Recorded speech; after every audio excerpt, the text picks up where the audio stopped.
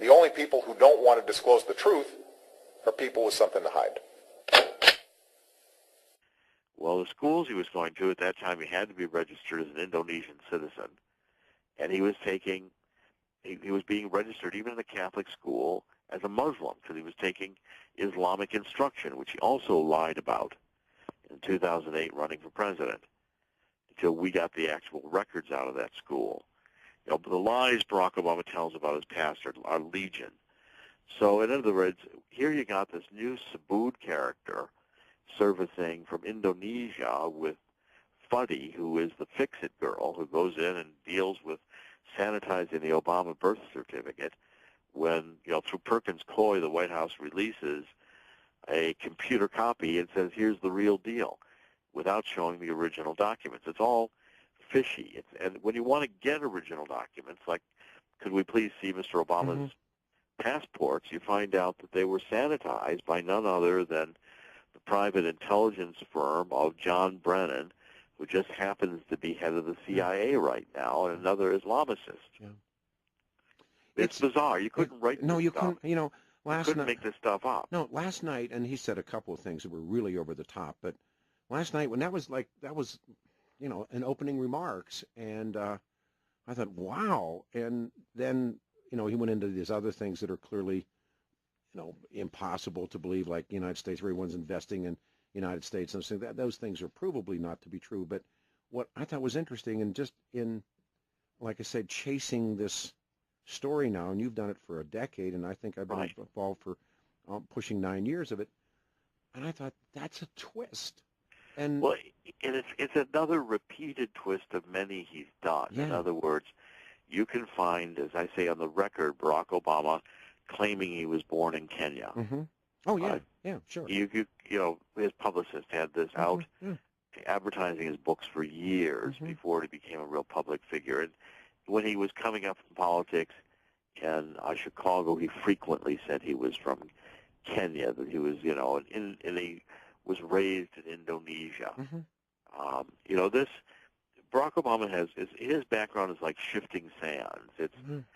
I've really come to the conclusion that there's direct CIA and intelligence intervention in the creation of the Barack Obama character, because it's the only explanation for the disinformation that packs his background and the inability to get supporting documentary evidence, including the grades that he got.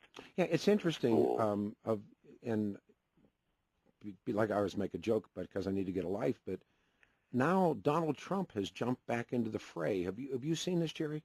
I begin to see little bits and pieces. Well, see, you know, when this Fuddy death occurred, the whole issue was so bizarre that this one woman was the only one dead in the airplane, and she played a role in the Obama cover-up of the birth certificate issue when they tried to bury this issue. And now I think enough people are onto, within a very short period of time, maybe as he's leaving office, you're going to see stories starting appearing, like appeared recently in Newsweek on the internet, as to, you know, was the country delusional to, you know, to put into the highest office of the land someone who has this little experience and we knew this little about? I mean, that's the problem. And the lies continue, even on policy issues.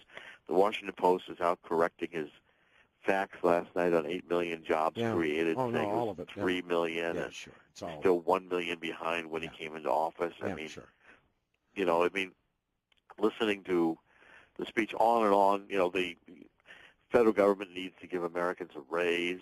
The idea that more debt is going to be actually investment. I mean, there's so much wrong with the speech. The one that I spent an hour on after the speech was over was when he said, in the first time over a decade, business leaders around the world have declared China no longer the number one place to invest. America is. And I found his source last night, and his source is a consulting firm called A.T. Kearney.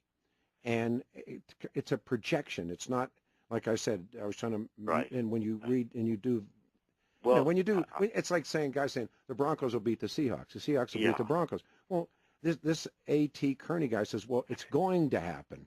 Well, and I found John Kerry, you know, in the testimony to the Senate when he was trying to convince everybody to go to war against Syria. quoting a graduate student. Oh, yeah. If you were a PhD, and we expose that Sure. at WND. If you look at Forbes, and everybody knows, I mean, hardly anyone knows A.T. Kearney, but everybody knows Forbes. Forbes annual report, and I looked at this last night, the best country to do business in or with is Ireland. The United States is ranked 14th in Forbes. Well, yeah, I mean, I know A.T. Kearney very well. A.T. Kearney is a big and reputable consulting firm, like McKinsey. I know McKinsey. I know Milken. I know Ernst and Young. I know. They do many projections in terms of business future That's what scenarios. This is expected. Yeah. And that's like saying the Broncos will beat the Seahawks. You got to play the game. Well, in fact, the speech last night was, I think Charles Krauthammer was right in characterizing it as small ball. The objectives stated were all, we're down to wanting to raise the minimum wage. What happened to the grandiose second inaugural speech? The fundamental transformation of America. I think Americans are beginning to realize that this fundamental transformation of America meant what I said it did when I wrote Abomination. It's a Saul Alinsky socialist, radical left transformation of the country. And when you really get into what it means, and the amount of debt it's going to create, deficit spending, the amount of unemployment, and the other thing that last night was, I've been writing about on WND, there's two things. One is this Trans-Pacific partnership that the Obama administration wants to jam through Congress, and the Democrats are resisting it hard, saying it's going to be a job killer. The unions have been writing a letter. There's a phone call today for news people I've been invited to at 2 o'clock in Washington. One of the major pollsters is going to release a new study on the State of the Union addressing the Trans-Pacific Partnership.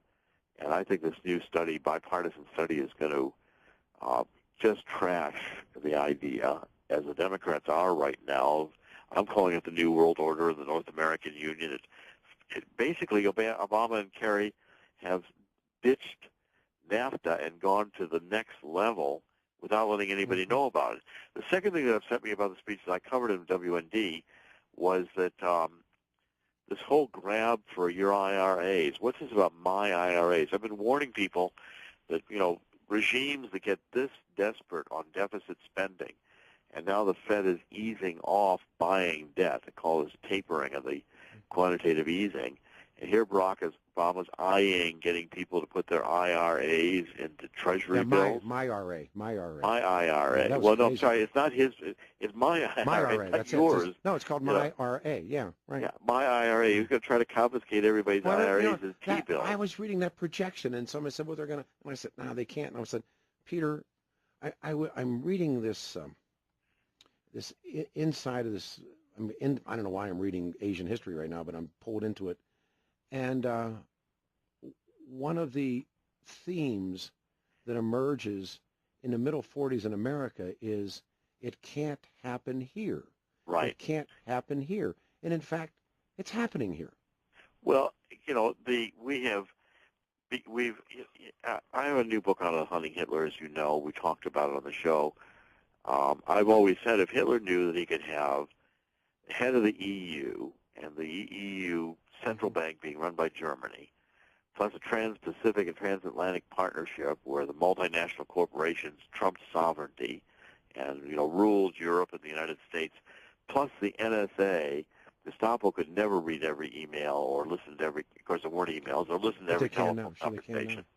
Obama, if Hitler had said this, you could have this, Mr. Hitler, he'd sign up in a minute. I mean, National Socialism was a leftist philosophy. Hitler introduced the first universal health care, and it was a combination between a corporate state as opposed to the communists who wanted to eliminate private property. It was blood and earth and, largely, many of these ideas we've moved, I think you can have a debate whether Obama was really a Alinsky communist or more of a national socialist. Or the greatest opportunist we've seen in forever. Unfortunately, Doctor, I'm right on the line right now. Yeah, that's it, Peter.